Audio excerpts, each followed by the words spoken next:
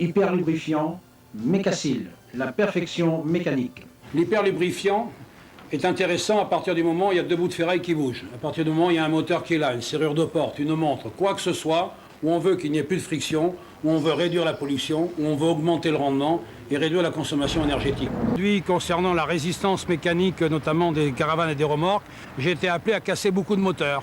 Et je me suis posé la question de dire, est-ce qu'on ne peut pas faire mieux, à la limite, que le lubrifiant, de façon à ce qu'on ait plus de performance et plus de résistance du moteur. L'hyperlubrifiant Mécasil est né lorsqu'on a trouvé les limites de la lubrification qui est pourtant bonne, mais qui a ses limites. Une bonne huile.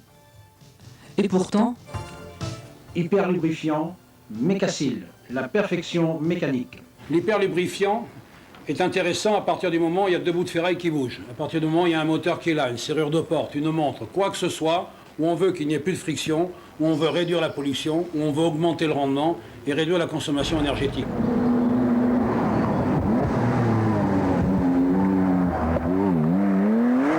L'hyperlubrifiant est intéressant à partir du moment où il y a deux bouts de ferraille qui bougent. À partir du moment où il y a un moteur qui est là, une serrure de porte, une montre, quoi que ce soit, où on veut qu'il n'y ait plus de friction, où on veut réduire la pollution, où on veut augmenter le rendement et réduire la consommation énergétique.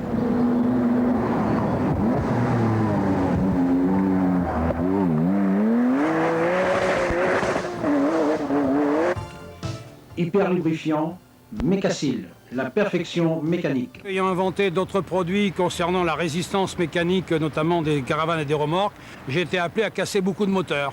Et je me suis posé la question de dire, est-ce qu'on ne peut pas faire mieux, à la limite, que le lubrifiant, de façon à ce qu'on ait plus de performance et plus de résistance du moteur. L'hyperlubrifiant Mécasil est né lorsqu'on a trouvé les limites de la lubrification qui est pourtant bonne, mais qui a ses limites.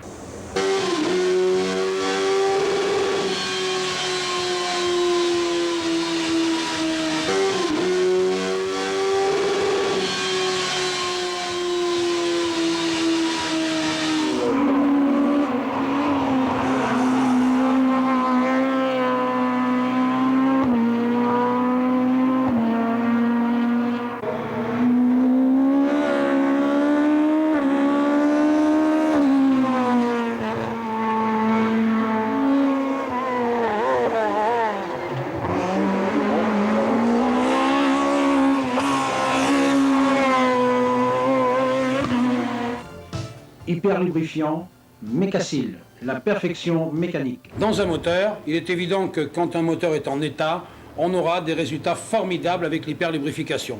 Le premier lubrifiant de base, eh bien, c'est l'huile. C'est l'huile, elle est connue sous différentes marques, elle est fabriquée par des grands pétroliers, elle est parfaitement garantie, elle est parfaitement assurée, elle est généralement d'un type qu'on appelle une huile multigrade.